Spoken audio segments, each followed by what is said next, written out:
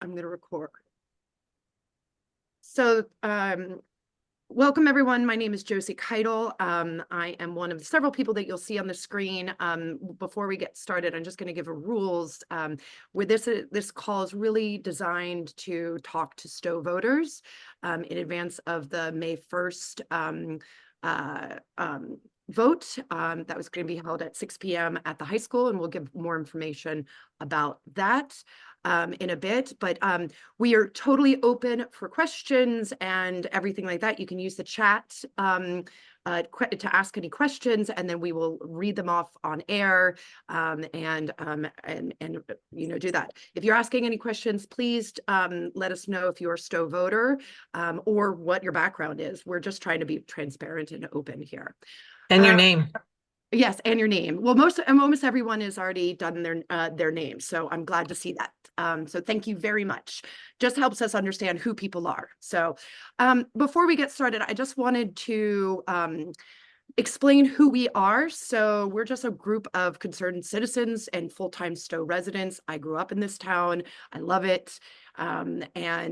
Also, and I know everyone else that's in this group were people who've been participating in the select board or the planning commission or in various different committees. And we're just dedicated to making Stowe the best place possible, both for ourselves and for visitors.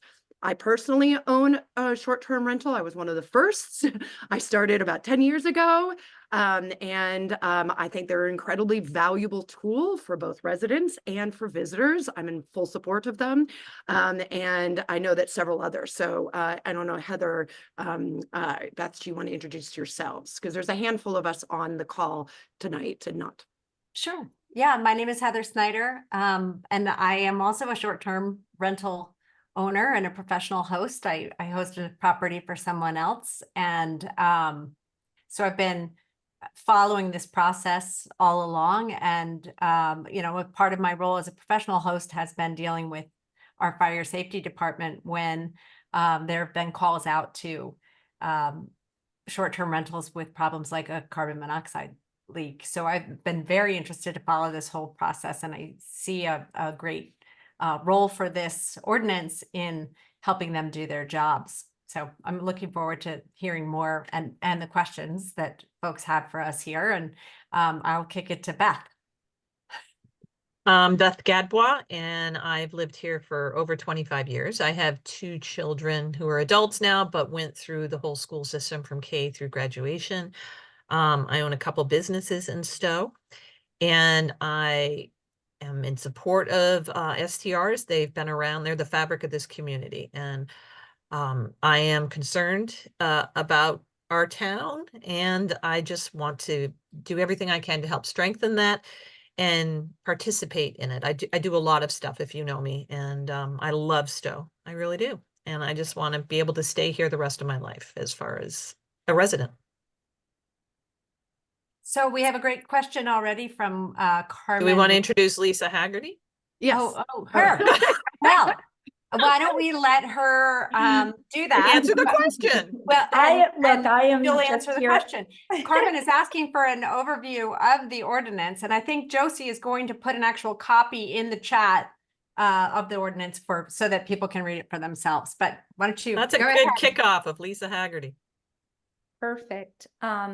Lisa Haggerty. I was the chair of the select board during this process, so I don't know what people are thinking of who's here. You either want to throw darts at me or give a little applause, but I would be very happy to give an overview of the ordinance.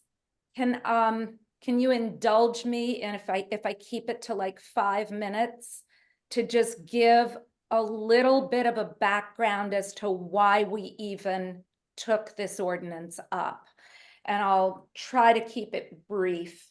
There are many of us who have been looking at the looming housing crisis in Stowe for a long time, well before COVID. I want to say back in 2015, I was starting to go to some Lamoille County Planning Commission housing roundtables, and they were fascinating. And it was alarming to me. This was well before we had restaurants that were only open 4 nights a week because there was no staff. But there were people who saw this crisis coming. So I was a part of that with some others here on this call.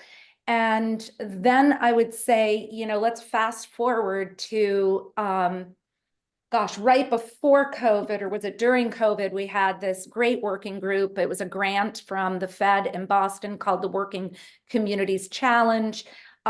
It was focused on challenges for getting rural communities, people living in rural communities employed. And part of that was safe housing, close housing, transportation, and training. So that was an amazing study to have been a part of early on.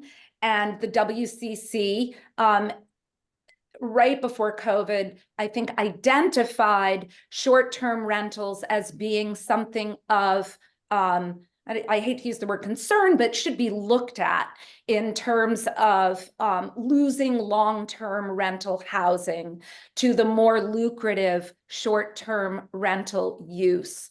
So that was when I started. And at that point, I had a home that I was short-term renting to, like so many of us have, to help pay property taxes and all of the, expenses of living in Stowe. So I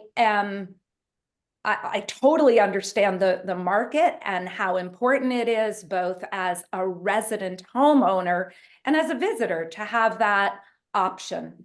Then I think we all know that there was COVID, which brought so many people here. There was the purchase of Stowe Mountain Resort by Vail, which introduced us as the premier East Coast location of the Epic Pass system.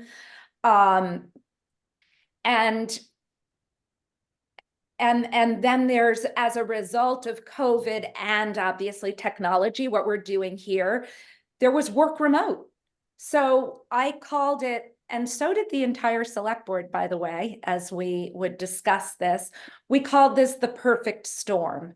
It kind of put an accelerant on a little burning ember that, we had this machine called Airbnb. It started out as VRBO and HomeAway, and then Airbnb, and then it just proliferated into, I think there's something like 80 platforms that can be that are now regularly used. So clearly, this is a burgeoning business, and let's see. So I think the next big event for me was that in 2022, in our annual report to the town, as that the Stowe Fire Department at that point identified short-term rentals as the cause of many of their calls. And that they were concerning calls, because if there was an issue where the tenants could not go back into the home, they were left acting as the concierge if they were not managed by one of our, high-end, one of our reputable, I should say, rental managers. So there were situations where we had people screaming at our fire department who had kind of just saved their lives, or at least gotten them out of a house with an elevated carbon monoxide level. And now we have people yelling at them because they don't know where to go.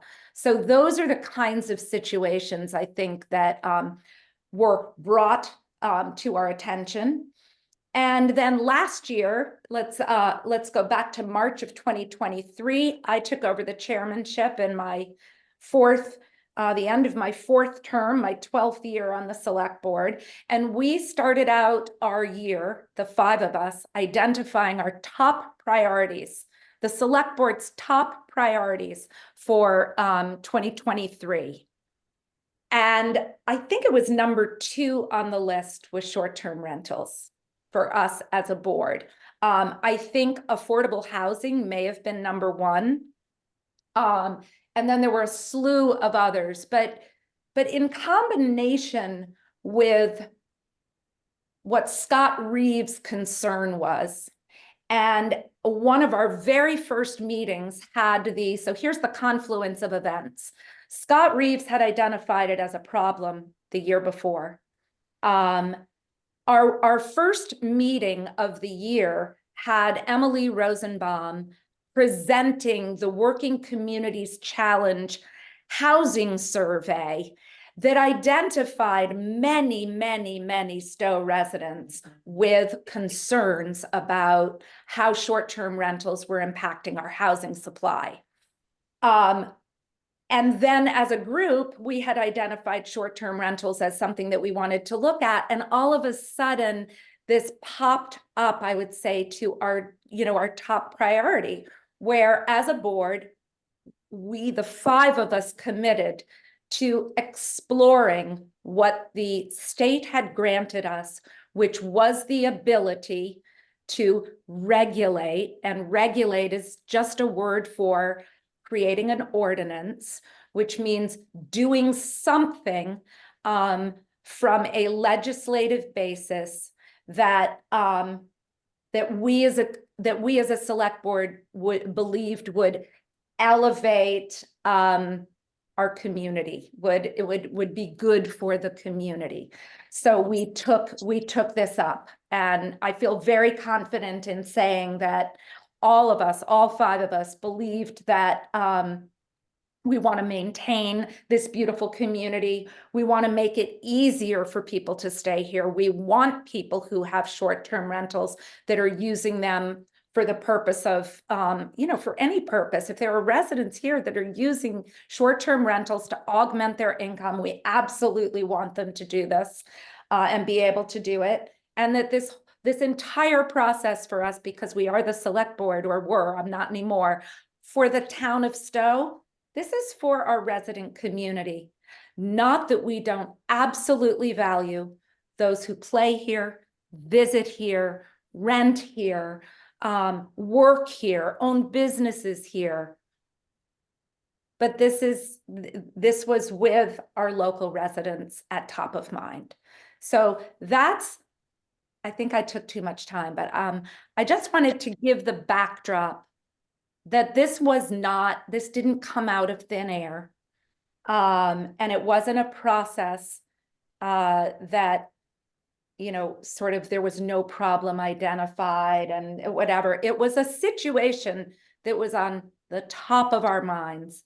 And we spent 10 months exploring it, researching it, compromising with different groups, people who wanted more regulation, people who wanted less, people who wanted all sorts of things. We took so much public input and ended up with what we thought was a very, very good start. And so did I miss anything in that summary? No, I think you did a great job. I think. And Can you give a quick overview of the ordinance? of the actual ordinance? Absolutely. Just a quick one. So you guys just shut me up or speed me We're along. just gonna guide you. So the ordinance, basically the guts of the ordinance, and this was spelled out at our meeting, the select board meeting on Wednesday night. There are 2 requirements, really, 2 main requirements of this ordinance. If you are a short-term rental, and that is defined as a home, an ADU, or a portion thereof, a portion of a home, that you rent for more than 14 days a year, and for periods of less than 30 days. So basically, you still have free reign to rent, as people always have, sort of tax-free and whatever, for up to 14 days a year. And if that's all you do not have to register. But if you rent for more than 15 days a year and for periods of less than a month, meaning you are operating in the world of short-term rentals, then you must register with the town. The information that you will be asked to provide. What page is it on? I had it right here. It's simply that we want to know the name and contact information of the owner.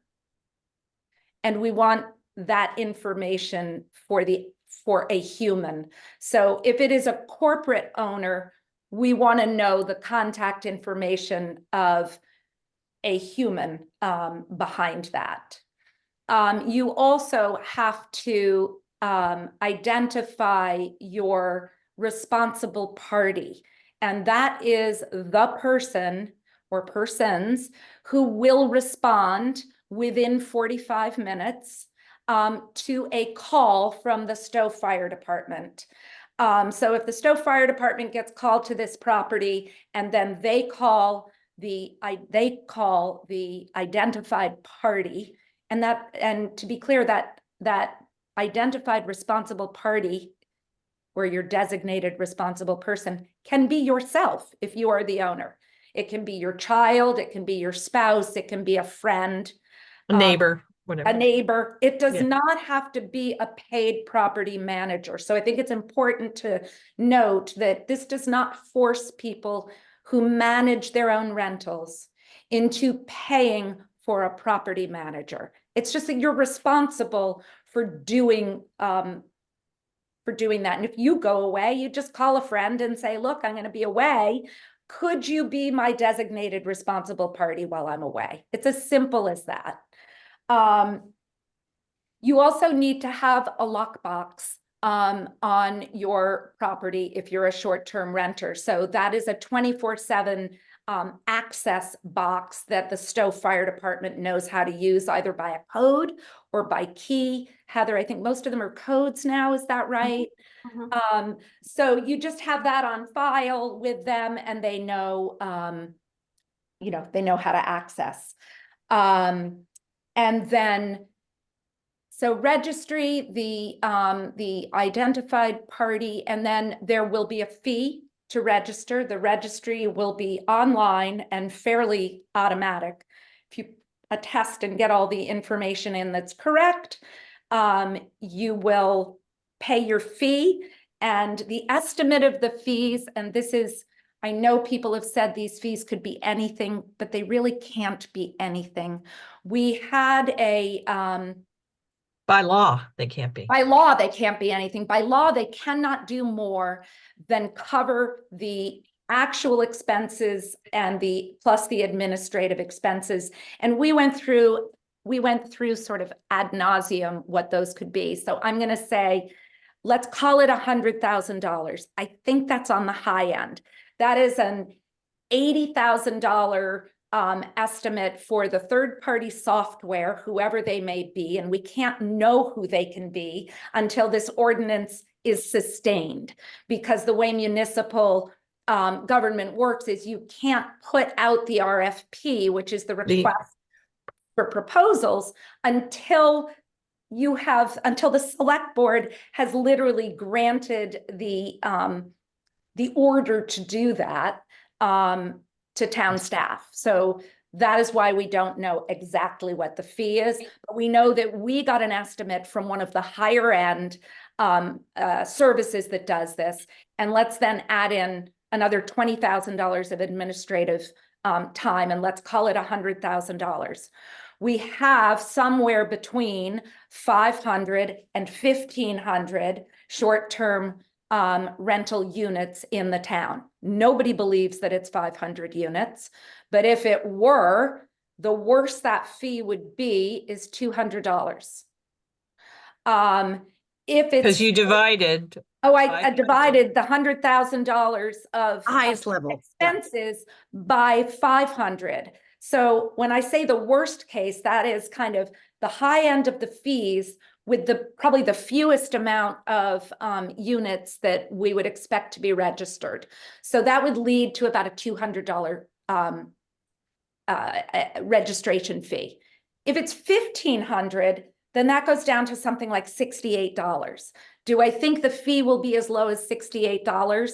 What it may then end up being is $50, say, for somebody who just rents a bedroom in their house, and more for somebody who, but when I say more, maybe $100 or $150 for somebody who's renting a 6-bedroom house or something like that. So those things aren't ironed out, but I can tell you at a flat rate, it's somewhere between $60 and $200 a year, probably somewhere in between. And that's So with to review, the fee covers the cost of implementation. The yes. cost of the fees will not legally be allowed to charge more than the cost of implementation. And that's just how Vermont statutes work when it comes to those things. I mean, if the town wanted to create another tax or whatever, and that's not this, that would be outside of this. This cost that we're going to ask STR owners to pay simply covers the cost of the software and the administration thereof. And I think I saw a question about, did I just see a question come by per unit? Yeah, per unit, yes. Each STR unit will have a unique registration. If someone, and this was something that we did do for the real estate management group in town. If you manage a lot of properties, you can actually do the registrations for your people. They have to give the granular information of who they are and what their address is and whatnot. But part of the provision of this is that real estate managers in town could take care of the logistics of this for you. So that was one of our, I don't want to say it was a compromise, it was just good input from the real estate community on something that they needed to make this workable for them. And we did lots of those things along the way.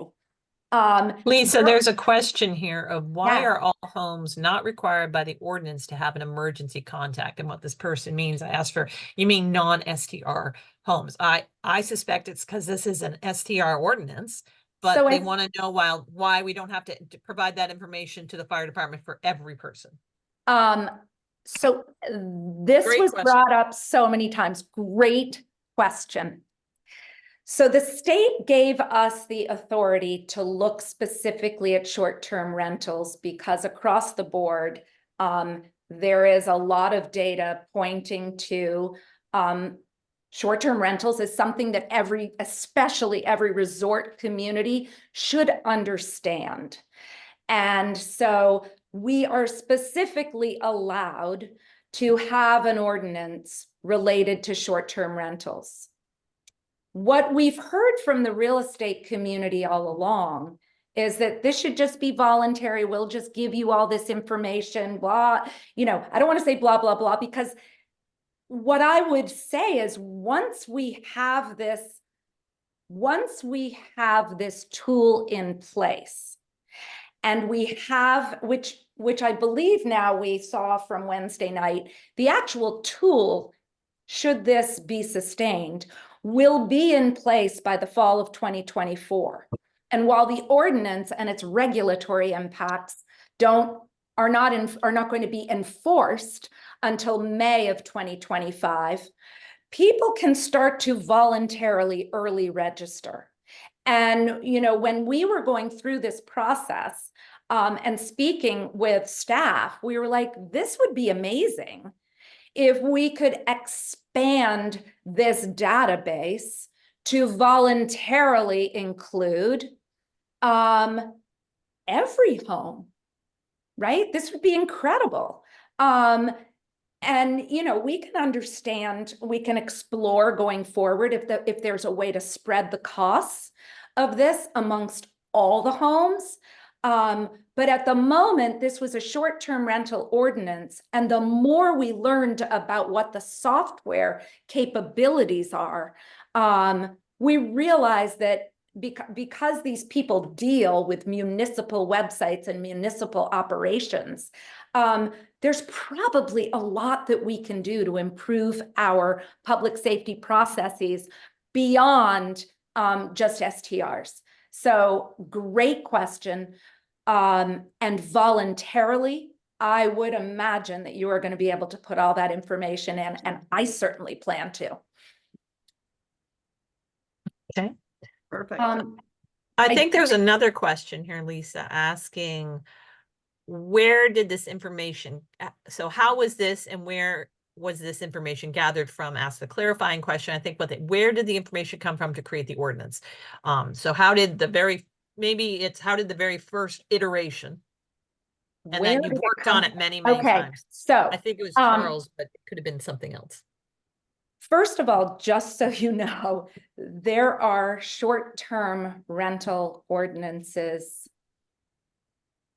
all over the place, in resort towns, cities. This is global. This is a global research project. We are say. not unique.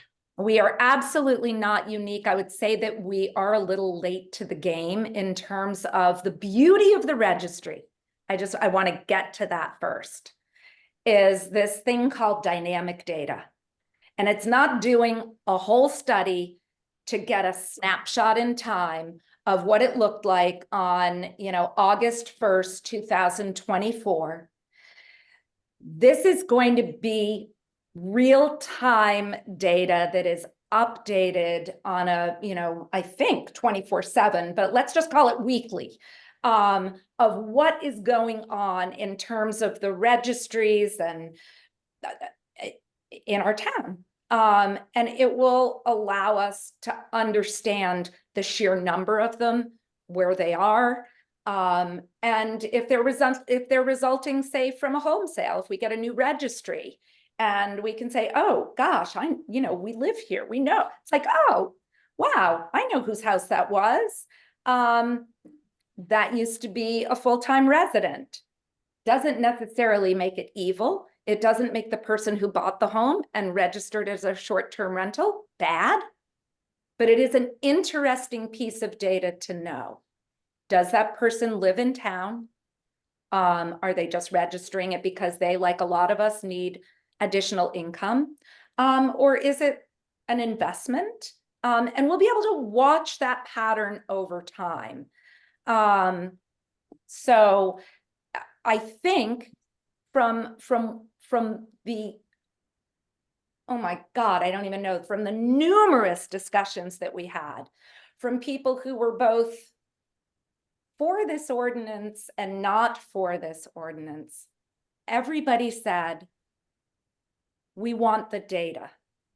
And so I still don't understand why there are so many people against this ordinance, because the ordinance will begin the gathering of the data for us to look at the more holistic study of housing in Stowe and Lamoille County.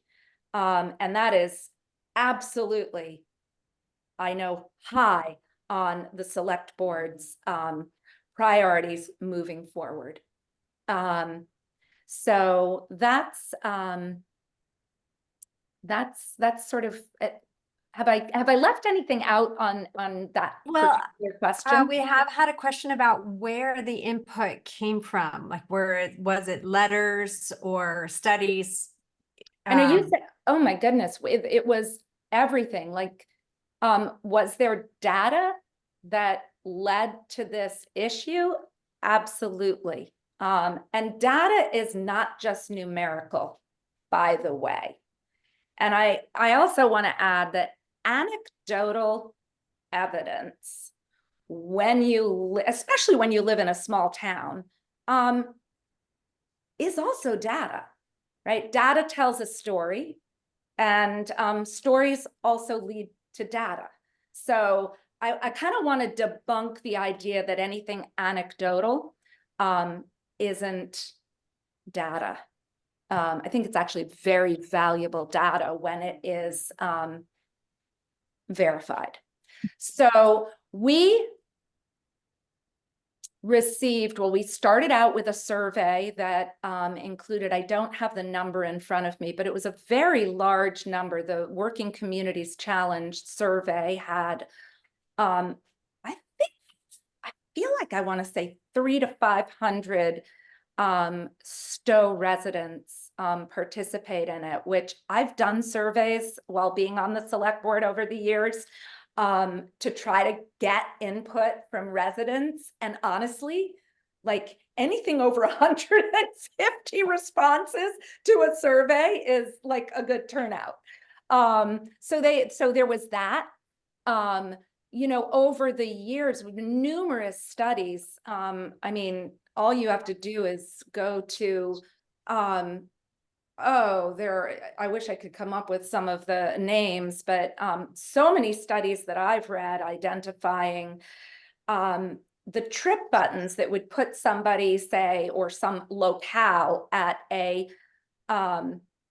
high tipping point for short-term rentals to have perhaps a negative impact on community or an elevated impact on housing values. I think I mentioned earlier, Hawaii and Vermont being the #1 and #2 states that are deemed to be at risk for the impacts of short-term rentals creating housing issues. Either through value or the lack, the decline in long-term rentals. And as we know, I think, well, maybe you don't all know, but if you look at the data, the largest number of short-term rentals in the state of Vermont, the highest density, certainly relative to our entire housing is in Stowe. So you don't have to be a rocket scientist to know that Stowe is the kind of community that ought to be looking at this carefully. The other piece of striking data to me was when we were presented with the decline in the absolute number of residential homesteaders. So properties that were being claimed as homesteads in Stowe. We don't have many of them to begin with. I believe it's somewhere around, and Beth, I know somewhere around like 1,100, and that over the course of 2 years, we lost 55. That's Homestead, are you talking about homesteads? Yes. In the past decade, we have lost 10 homesteads per year. So we're down 100 from 10 years ago. And but we are coming at the precipice of being at 20% to 80%. Yes. And I think in the final 3 years, I think it was the average of 10 a year, but I think that was accelerating in the final 3 years. And we've also seen a decline in kindergarten enrollments, which, you know, is these are just things that as a community, we want to look at and understand. So, and the other bit of data that I think you should address, Lisa, is because I think that's great quantitative data and input and anecdotal, but also you hosted, which I know many of us participated, hours of public comment. And I mean, there was the woman from the Short-Term Alliance came and presented data on Short-Term Alliance in Vermont. From Vestra, yep, we had in Vermont, and you know, and you've had tons of people's from lawyers to real estate agents to like a wide range. So can you talk a little bit about that, because I think it's important. So we had 10 months of public input, and while I understand that there was one public hearing at the end of the process, which is a necessary part of the ordinance passing process, we took public testimony from people at every single meeting. And I think I don't know the actual number, but I believe that we hosted no less than 10 meetings during the year where we spent significant hours in each meeting, listening to people give their testimony. And in addition to that, we I mean, the letters that came in, and the letters that came in, we read every single one of them. And, you know, so many of them were telling stories of, you know, unfortunate circumstances in their neighborhood, noise, people pulling into their driveway. I mean, some of the negative things. And then obviously we had many, many, many letters as well from mostly what I would, you know, that of people who were just advocating for no regulation of short-term rentals whatsoever. And so we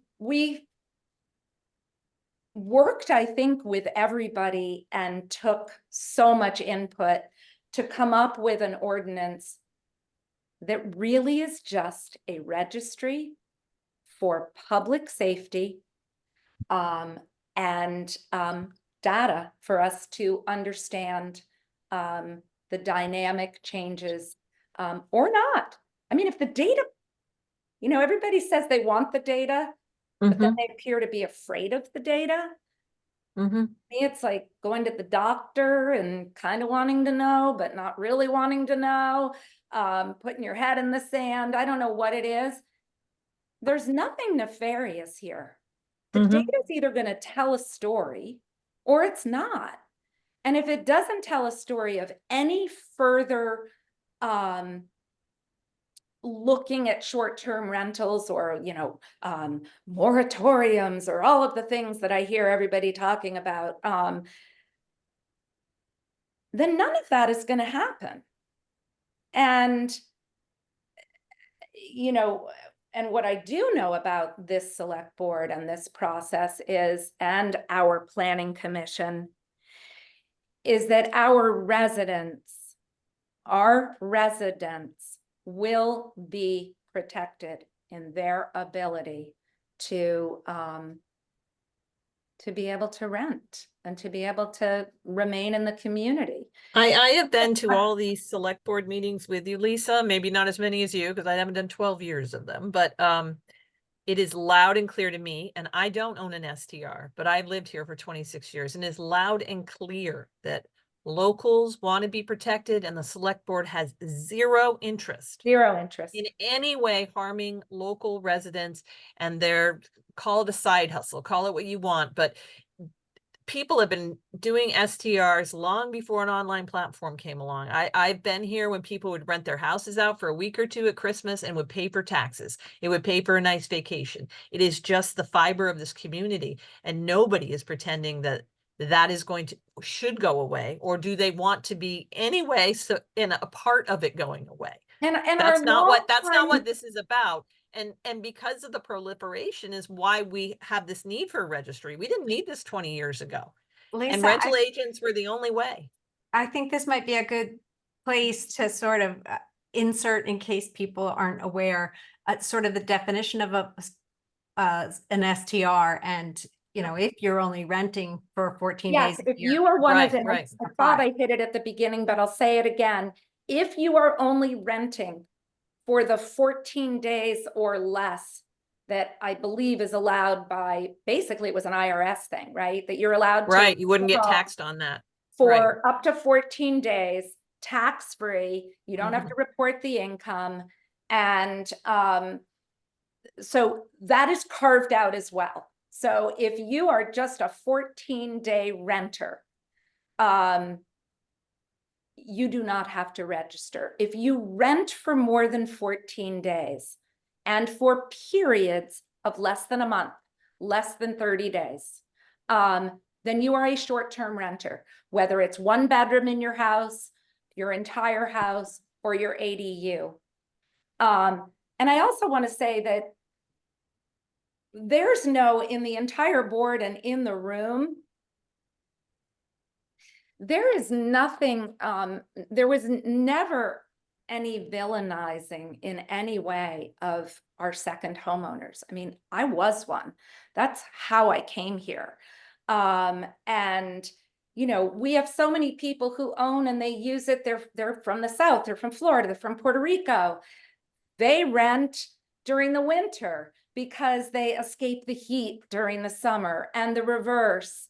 You know, this is not people who have come here and want to be some part of the community, like have an intention of at least living in their home for some portion of the year. We also know that what is going on in the world, in fact, the Wall Street Journal had it in there today, that investors are buying multiple properties in, and not even in a single town, but you know, around the country. And that's their side hustle. And I think that when you, I mean, read the Wall Street Journal, we should put that, the link to that article in there today. I mean, Wall Street's in on the game and has been. And there was one statistic in there that 1 in every 5 homes purchased, and do we have the link? Paraphrasing, you're paraphrasing. I'm paraphrasing, was being purchased by an investor, and not someone who intended to live in the house. And that's, you know, that again, you don't villainize the people who are doing it because it's an investment opportunity, and that's the American way. But when things start snowballing to the point where it's like, whoa, my great investment idea or this thing that I'm doing in a holistic viewpoint is adding to a nationwide problem of housing affordability. And do we as a community want to look at that? Do we want to ask those hard questions or not? Lisa, we have a couple questions. Yeah. One of them tags onto the last one where we talked about the community being concerned about homesteaders' rights to continue to rent. And Yeah. then someone said, so second homeowners who pay taxes in the STO will not be protected, just homesteaders. And what I commented, and you can too, is like, we were addressing a concern, but that was a specific concern. So we were addressing that. I actually would like to let's go Yeah. back to this ordinance. I Mhm. think we were discussing a broad conversation Right. of why we were looking at short-term rentals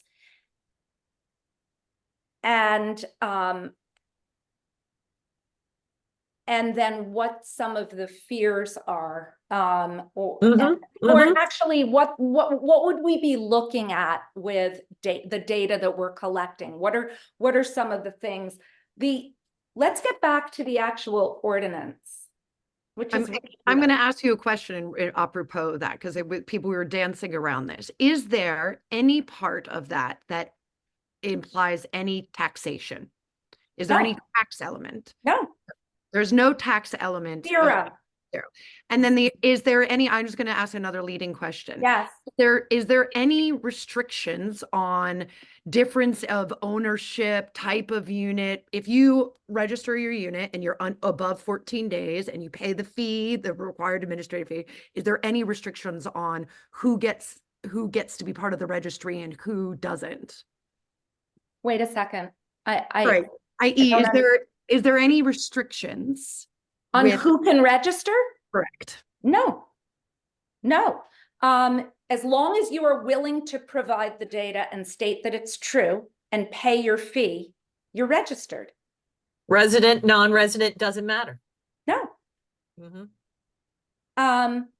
Absolutely. So, no, there will not be restrictions. This particular ordinance restricts nothing. All I'm addressing is that if the data ever were to point that way, it would be an entirely new ordinance that would go through the ordinance process where the data would be churned over and studied and talked, and everybody would go through the process.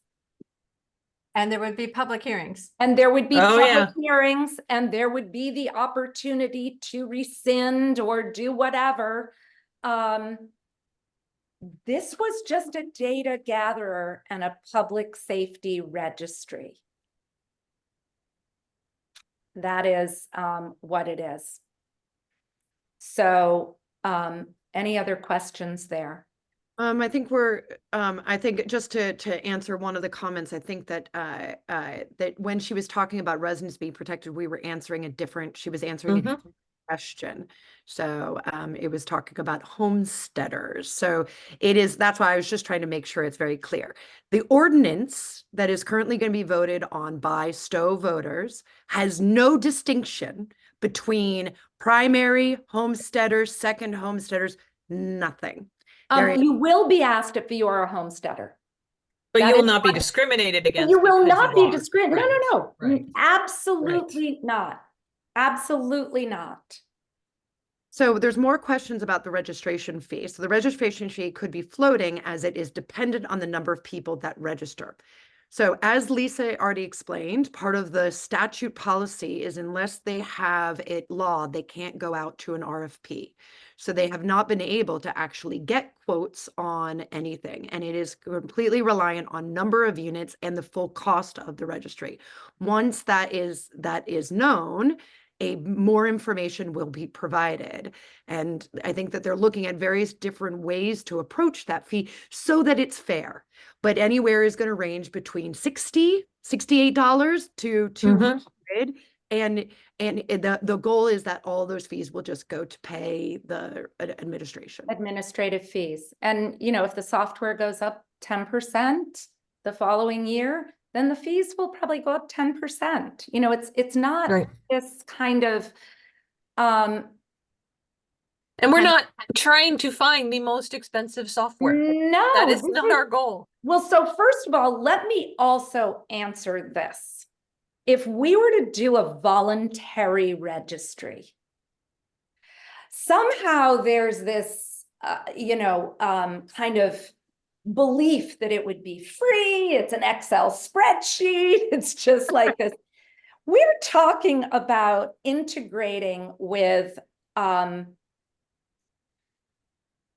Lamoille County Sheriff's dispatch service that is what sends out data to the Stowe Fire Department to go on a call. This isn't just, that somebody's running around with a spreadsheet like, oh, Chief Reeves, or let's call Charles and see if we can get into that. This is the real deal. And whether it's voluntary or mandatory, it will require sophisticated systems that integrate with all of our systems and administrative time. And with what we've seen in terms of the pushback for something that is really very benign, there is no doubt in my mind that this needs to be mandatory, because it is very, very hard to believe that everybody's just going to jump to register, because they don't even answer the door. Because honestly, if they would just jump to register for $100, you're never going to see a fine. You're never going to see any of Well, you're most likely not going to. You can register, but still get a fine because you ignored so let's just say non-compliance. If you were found non-compliant and you ignore it. And if you ignored all the warnings. And there'll be many before any fine. And this is what I tried to say in my guest perspective this week. Our town has always, and I don't know where we've lost trust. It's so sad. It really is. Like, for 11 years, I really felt like a really well-liked select board member. And, it's like in the turn of you sort of feel like the devil. I'm not saying it's just kind of weird that somehow one would propose something that they really didn't think was good for the town and have other select board members join and a lot of other people be behind this. These aren't easy conversations, and Yeah. quite honestly, they are contentious everywhere, and I understand that. I understand that, but this is, this is the best way and the most affordable way to get the data that we need to begin to study all the different pieces of our housing issue. Yes. And because the fire department would like it as well. Oh my God, They've been asking for it. They're begging for it. Can I I, mean- can I add one other point is that you didn't invent this in a vacuum. No. These are registries are everywhere. So the idea that because we're late to the game, we're actually modeling the best processes in other communities. Yeah. So I actually think I probably didn't answer a question. Someone asked, where did the ordinance come from? First of all, we as a town have many, many ordinances, and I believe that our fee and fine structure mimics Exactly. what all of our other ordinances, in the way they work and trigger. The actual very first ordinance that we got to look at was the whole kit and caboodle, right? It was the kitchen sink. What are other people doing in other towns? Because when you begin exploration of something, you don't not look at things that other people are doing. You look at them and you discuss them and you see if it's right for your town at this time. And so I would say we peeled back, we looked at, parking lotted some things, peeled back, and ended up, and then it was I would say quite late in the game that I would say the big opposition came in, largely voices of real estate managers. And there was a lawyer who was representing some STR owners and, came in guns blazing. I will say that is the truth. We had already been in a process that was fairly far down the road. And I will say, I felt like came in guns blazing rather than, hey, we would now like to enter the conversation. It was, it was a different view than that.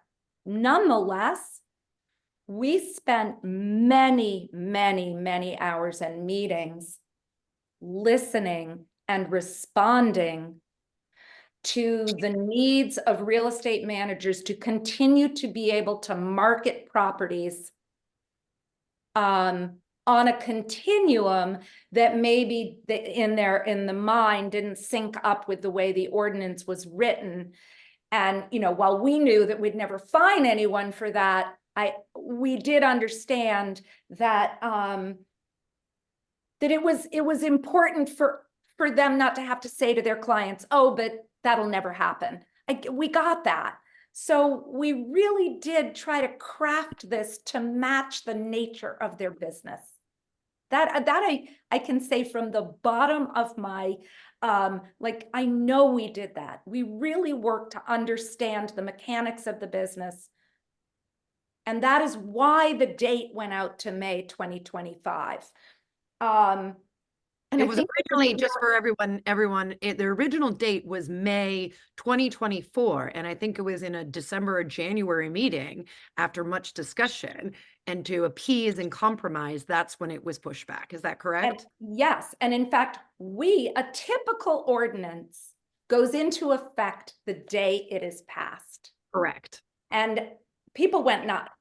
And we were like, no. It's just, you're not going to have to comply with a registry that doesn't exist yet. Trust us, we're not idiots. But that didn't fly. So we really worked hard with people who just weren't going to trust at all that they weren't going to get fined for something. And again, I cannot reiterate more that this town is in the business of bringing people voluntarily, bringing people into compliance and not fining and punitive. It is only egregious, willful blindness to this. Repeated. Repeated, that would ever catch you to, you know, any of the fines that we've seen in, you know, the Titanic iceberg, I don't know, Yeah. So those things, the reality is you're going to make a phone call to the town office. You're not going to speak to a computer. You're going to speak to a human, probably going to be Will Fricky, who's the assistant town manager. And you're going to say, well, I didn't get there till an hour, you know, how did that happen? It was snowy, whatever. It's just not going to be a big deal. But if you are a home that has been repeated calls and repeatedly cannot make the mark, then you've got some explaining. Well, honestly, I would hope we as a community would want that type of a person to be held accountable. Correct. I mean, if you have a STR that has constant CO violations and is putting guests at risk and could harm someone, I would hope as a community, we all are behind each other saying, yeah, you need to stop that nonsense. And that's what the thing is. The crazy thing is, I think that's what everybody wants. Yeah. So Lisa, I have a softball question here for you, so you can enjoy this one, because I know the answer to this, but I want you to say it. So I have a person who's concerned. What if I only STR for part of the year, but do a rental remainder? And I asked for a clarifying question: how long? And they said, I have someone who rents for 4 months during the winter as he works at the mountain. And so I think that's a long-term rental, isn't it? Because it's not, that's a seasonal rental. You are not. They don't even have to register with the STR, right? Well, I think that they said they STR the rest of the year. Oh, did they? It says, what if I only STR for part of the year, but do a rental? I see. Thank you, Heather, for that clarification. Let me answer that question for you. Right. Well, it's a good question. It is a good question. And the registration fees are annual and they are not prorated. So for the purposes of an illustration, I'm going to call it $100. So whether and let's call it a calendar year end, if you register November, you're still paying $100. Yeah. And then you're paying another $100 in January. Right. It is for the year, non-prorated, like every other license, Right. Fish and game, and you know, it's an annual fee. There's a carve out for compliance of the 45-minute, which I think is a little crazy, but it is in there, for the 45-minute call out by Stowe Fire Department, that if you are currently not short-term renting. Per se, that 4-month renter. So let's just say you that are example, in that 4-month long-term rental and you missed that designated responsible party requirement, there would be no way to impose a fine. Not that we would, you know, I'm just saying that it falls outside of, and if you read the ordinance carefully, it does say, and this is specifically for, I think, the people who are managing their own rentals and it's their own home, that while you're living in the home, it is not being treated like a short-term rental. You're only obligated to behave as a short-term rental during your short-term rental periods. Now, my argument of this is, pertains to a question that was asked earlier. Mm-hmm. All of us should want to be able to respond to an emergency with either a friend or ourselves to help our fire and safety people when they are making a call to a home that we own. So, so while we carved that out to sort of make people more comfortable that they weren't being asked to do something when they were just living in their own home and they weren't short-term renting, my view is, why wouldn't you want to do that? Like, I hope that we'll all do that. And that the very act of having this system in place is going to elevate all of us into behaviors that assist our public service people in a better way. I'm very optimistic about it. Thank you.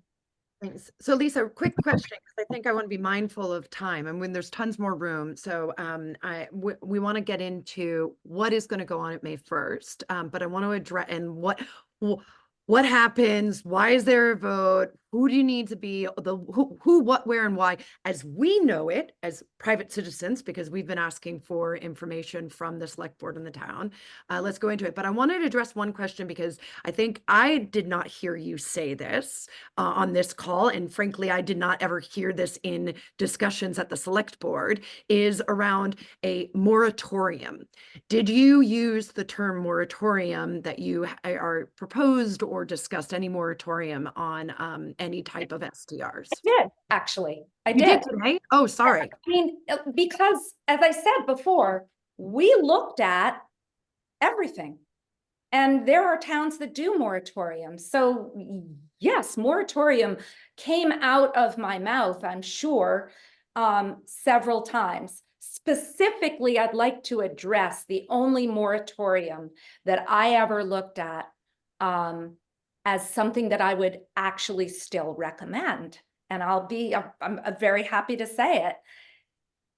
We have this new state, Mila, help me out with what it's called. Act 47. Thank you. Act 47, which gives density bonuses to every single family home, can now have an additional unit. With And sewer and water district. in the sewer and no, actually the sewer and water district is the 5 units per acre. Oh, Anywhere you can do, am I correct, Heather or Mila, that anywhere you can do one additional unit on your property? Well, so now single family homes and duplexes are all required the same to be treated the same. So anywhere in the state that you can have a single family home, you can also have a duplex. Duplex, thank you. I'll just say the intention of Act 47 is to create more housing that's for people who live here and work here. But in Stowe, the act doesn't have anything that specifies that, and in Stowe the market forces are such that we don't have a way to control whether all those units become short-term rentals or luxury housing or who knows what. So there's a lot to learn about what we might be able to do to keep an eye on that. And then yes, in water and sewer, where we could have 1 unit per acre, now we can have 5. So where I thought that a temporary moratorium might be useful would be for new construction that was taking advantage of this affordable housing density bonus. But there's nothing that is causing these units in a town like Stowe to be affordable. So I thought until until such time as we were able to understand our water and sewer capacity up and down the mountain road, we didn't just want it to be housing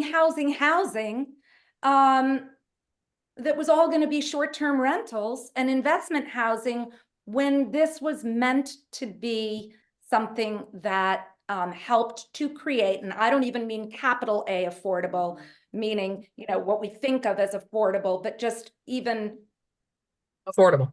affordable, like, People who actually have 2 jobs, you know, a husband and a wife, and they want to live here and put their kids in the school. So Josie, yes, moratorium came out of my mouth.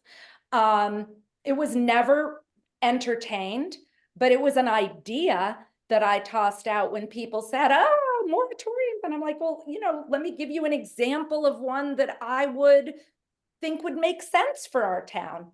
Temporary, while we were learning and studying on new construction. But it didn't happen. Right, so that's But not can we what's in this delineate that it was resolution. for new short-term rentals, not a No. moratorium on short-term? No, this was Those on are two new, different, very different things. this was on new construction only that was taking advantage of these density bonuses. It was very, very specific. And this is what I want to say, that to penalize discussion of worthy Ideas. ideas. And if then we go through a process of compromise and coming up for something that's right for our town, and then we are penalized for the ideas that we discussed in getting there, how will we as a town ever come up with good ideas? Legislation, good policy. I mean, it would be insane not to discuss all the options out there and why publicly discuss why you do some and don't do others. And then it shouldn't be held against you that you talked about it and that somehow that was your intention.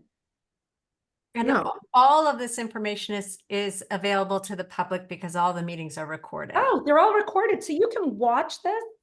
If you, it's really good TV. I think it's a 15 episode series. It might even be a 20 episode series. And So some of them are really 4-hour meetings. Yeah. So, That I mean, we just all to, sat through. just to if you clarify, also will, yeah. I'm telling you that that's what you'll see. Sure.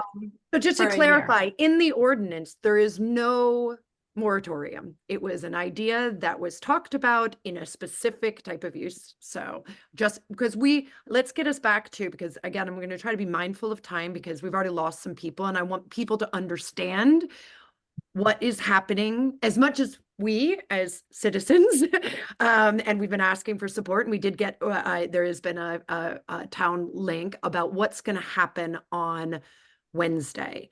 So the town put out a note today and about what it is. It's like a town meeting, 6 p.m. You have to be there in person. They're going to open the doors at 5:15 and there will be the meeting will start at 6 o'clock. Correct. And correct me if I'm wrong. You have to be there in person. It will only be Stowe voters and some from town staff admins, administration staff members.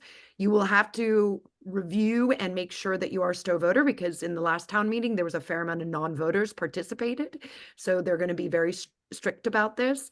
And then as far as we know is there's going to be at least 2 stands to have people to ask questions, to contribute, to say something pro or against, and we are actually suggesting, what about someone's in the middle and they don't know what they're asking?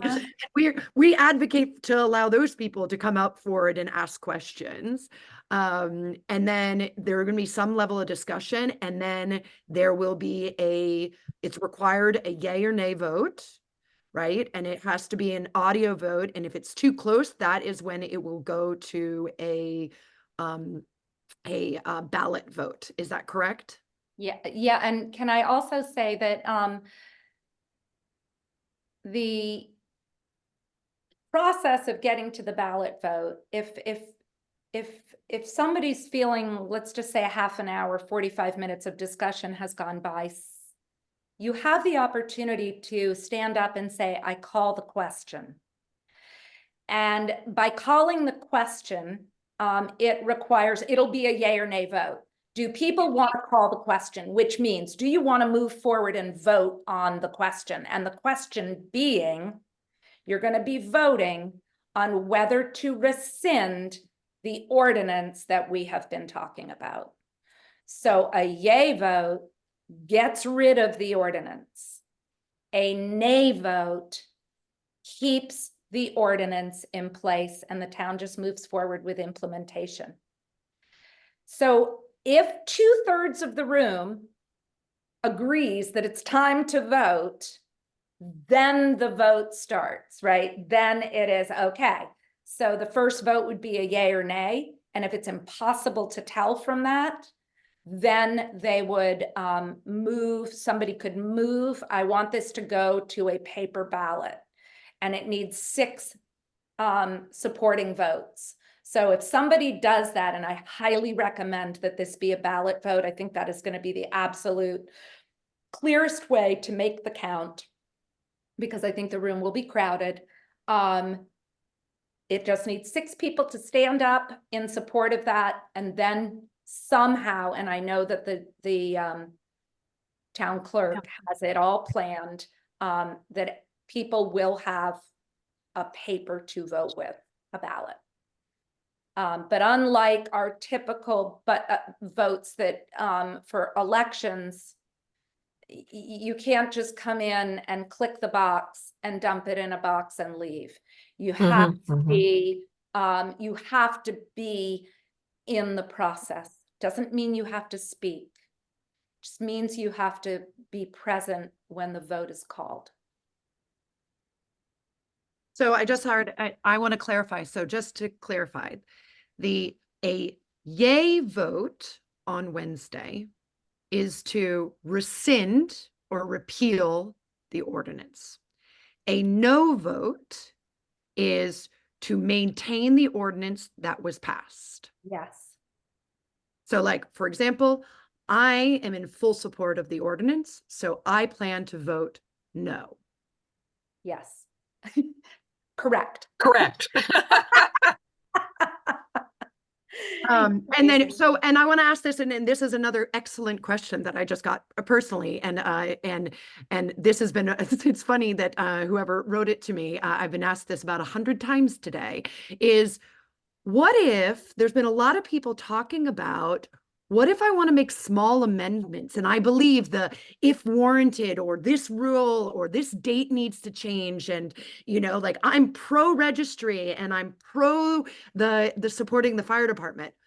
What should I vote? You should absolutely vote nay to rescind.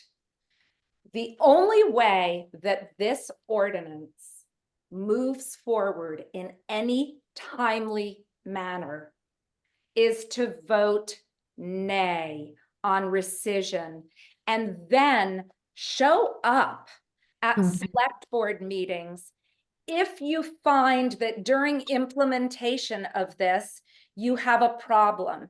If you just disagree with a word and there hasn't yet been an issue that is, that you just like wish that there would have been a different way, I would just say,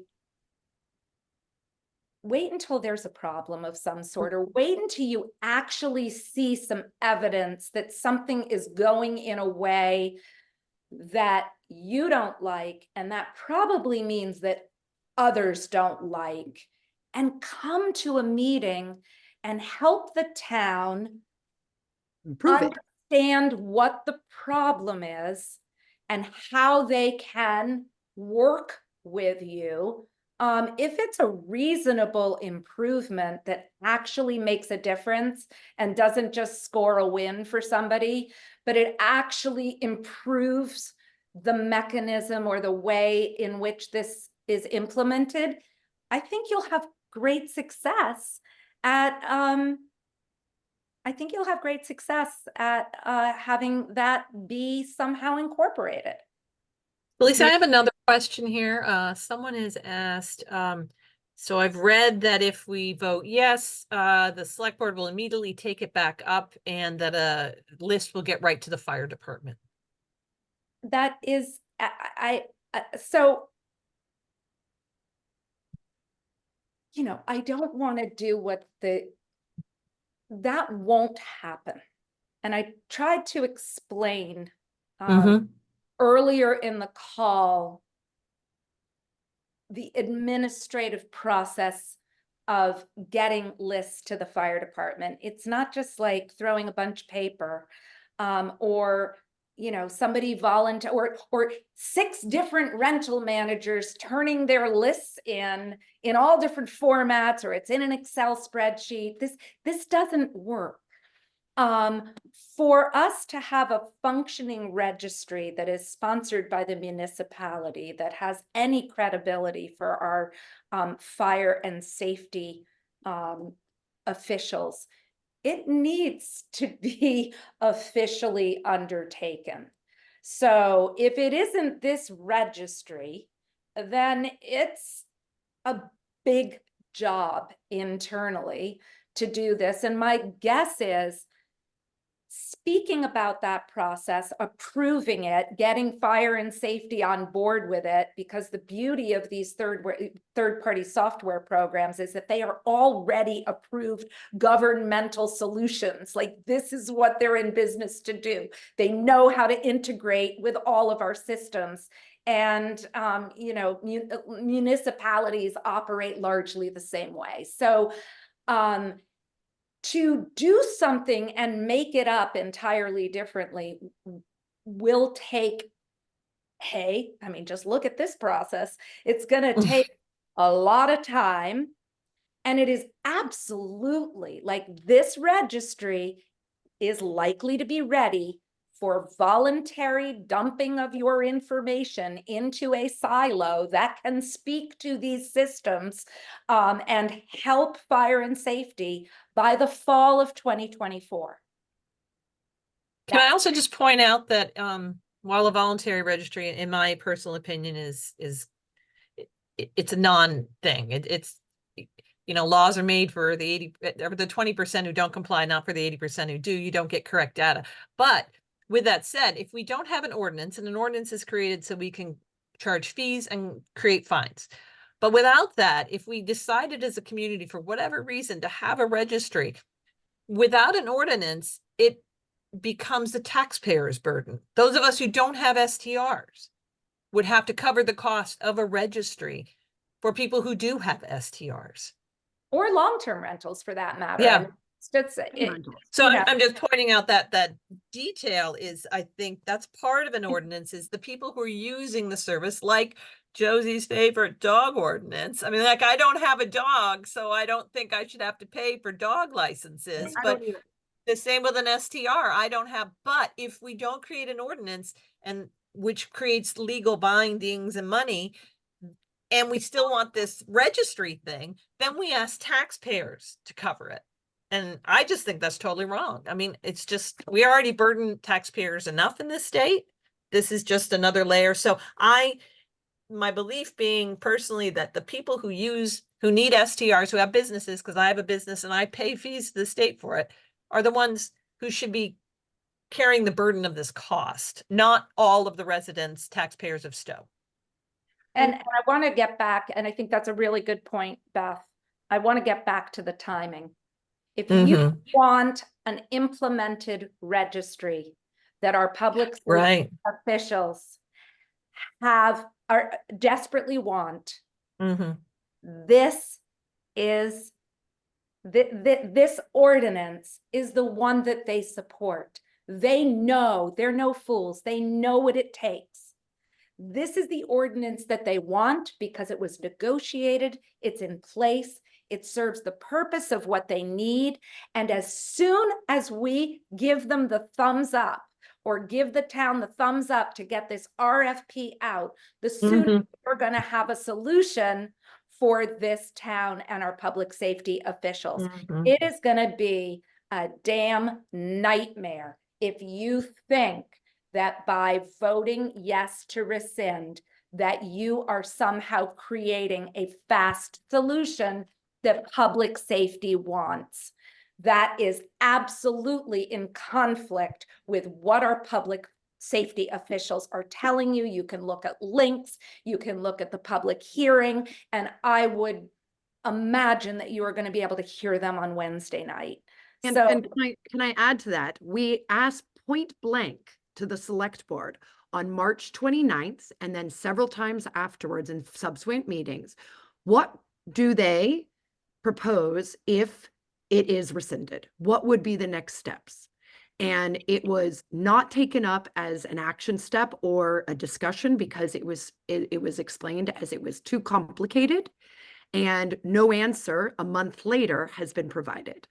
And in what we've understood by that is that if it is rescinded, it will be a, what's the word? A referendum that voters don't want it. So if you are in support of the registry, if you are in support of supporting the fire department, Yep. and you think this is the right thing, but you want to change this language, that thing, or you want to be involved, great. Your action step is to say no on Wednesday and then show up to select board meetings and participate in the process. Yep. And that's because if you vote yes and it is rescinded, there has been no evidence that it will be revised or reworked. There's been no commitment by the select board chair or other participants. I think that there's 3 select board members that would want it, but it would need to be taken up as a committee. And I think quite honestly, because it would be a referendum at that point on what this community wanted, and the select board has a lot on their plates, and they just spent a year putting forth a good piece of legislation that we could move forward on and be moving forward on something that I really believe this community wants. Moving forward as a community. Yeah, Period. End of yeah. sentence. This is toxic.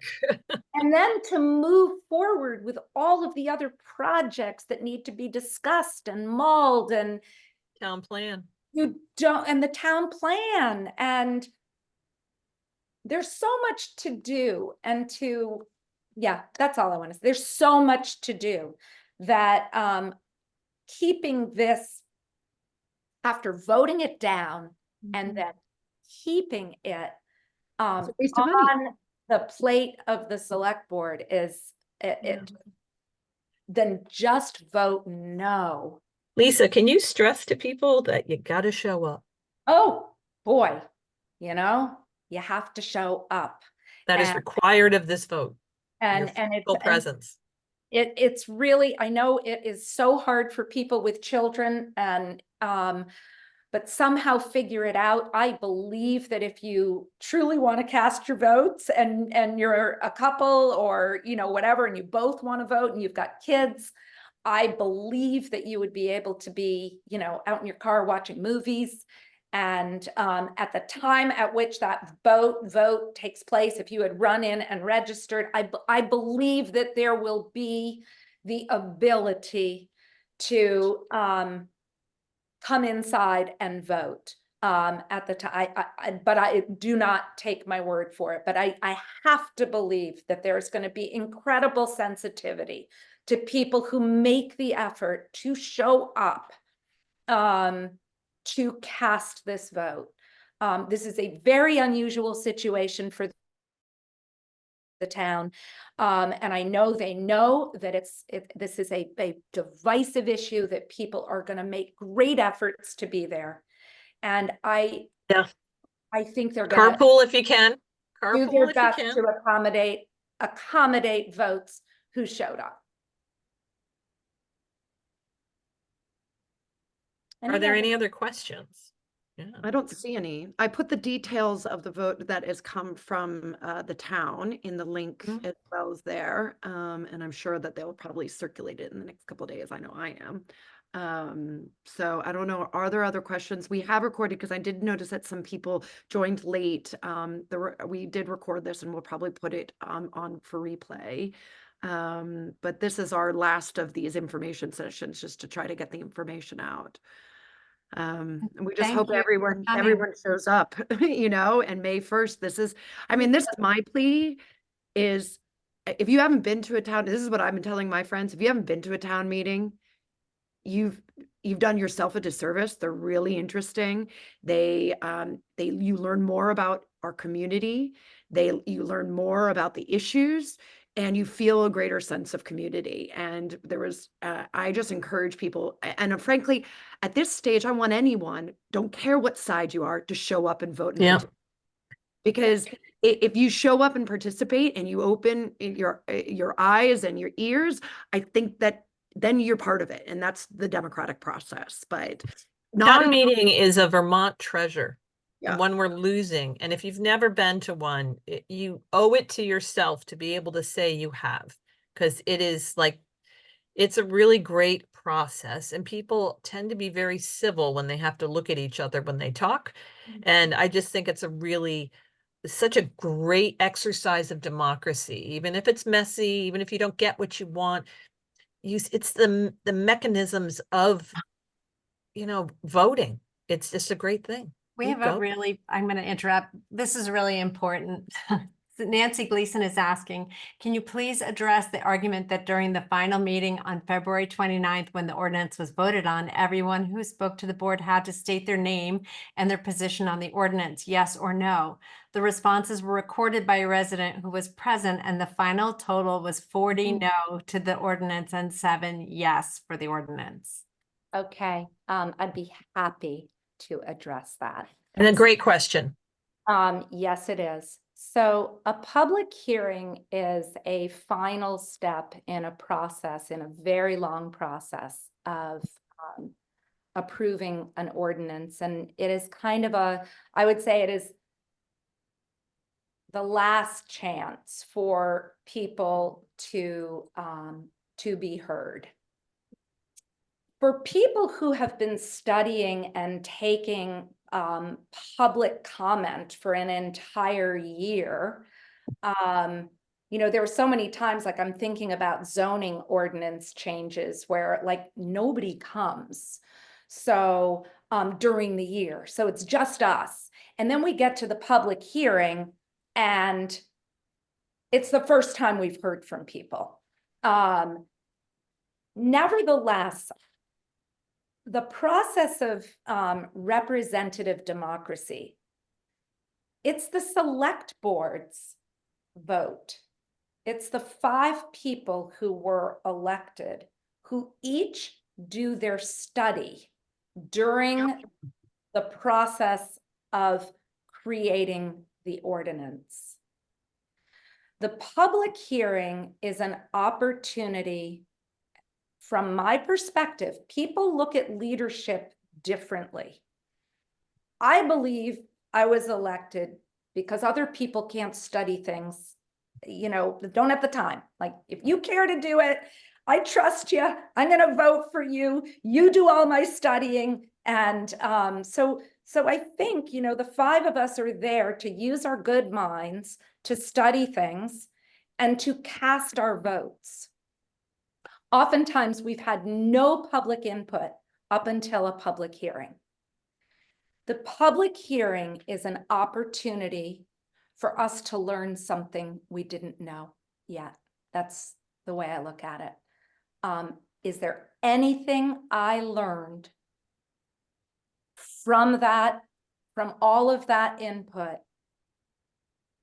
that changed my mind? I did not, and the answer for me was no, nor did I think that the proportions of people who were actually in that room had anything to do with the actual community, yay or nay, on this particular topic. If I can just interject, Lisa, unlike those zoning meetings where nobody shows up, for the past 10 months, people have showed up. God. And it was the same people. I mean, And in the beginning, it was very pro-ordinance people. Right. And as one of those people, but that's why we elect officials. We say, we trust that you've heard us and that my commentary will be taken into account with everybody else's. It's not just one meeting that you listen to. You listen to 10 months of meetings, which is over 20 meetings of people showing up. And so this is a regular discussion point about that one meeting of all these people in there. And it's like, well, I could have called a lot of people to come to the meeting, but I didn't, because I trusted that the select board had heard all of us and would consider our opinions as well as whatever came out of that hearing. But I think unlike those empty zoning meetings that you just referenced, this was never empty. Mm-mm. There were people at the meetings always. And there was a lot of people at that meeting that were brand new to the process Mhm. many of us had been in that process, hearing, participating, providing feedback for months, Articulating. Yeah. articulating and supporting. And suddenly it was rushed. So we were all like, what? It's not Right. rushed. We've been participating. Like, I've given feedback, good, bad, and ugly, and like, so I think that's where a lot of people misunderstand that meeting and have created a false narrative of the process up to that point. And I have to just, you know what, and this might be a mistake, but I just have to call this out. The situations that the people who were there and speaking out against this ordinance were speaking out against things that had nothing to do with this ordinance. Correct. I, quite honestly, didn't pay any attention to it because that's not what we were, Relevant. it's not what we were voting on. So there were people, and there continue to be people who are against this for fears of what could happen in the future. And, look, anything could happen in the future with or without this ordinance. I would venture to say that if you have the remotest trust in your community members and your town staff, which do a hell of a good job, I have to say, and donate a large amount of time to the study of these issues, it's just, it's give them the benefit of the doubt. Is what I would ask. You have the best intentions of this town. You have a home here, you have a business here. Everybody on the board is in the same circumstances, children in the schools. The people who are in civic, who know they're going into that hellscape of every other week meetings and giving all their time, it's only because you love where you live. It's not because you have any antagonism or trying to undermine or anything. It's an incredibly onerous volunteer position. But it's been as far as time. mystifying. I guess where I did lose my train of thought there was probably pretty obvious, but I am mystified by the mistruths that have been shared with people in order to make them afraid to vote for something that is sensible. And this divisiveness that's cast on those of us who cast fair votes. Nobody said select board votes need to be unanimous. A 3-2 vote is a legitimate vote of a representative government. And we, the three of us, were very proud of the work that we did, the compromises that we made, and the work product put forward.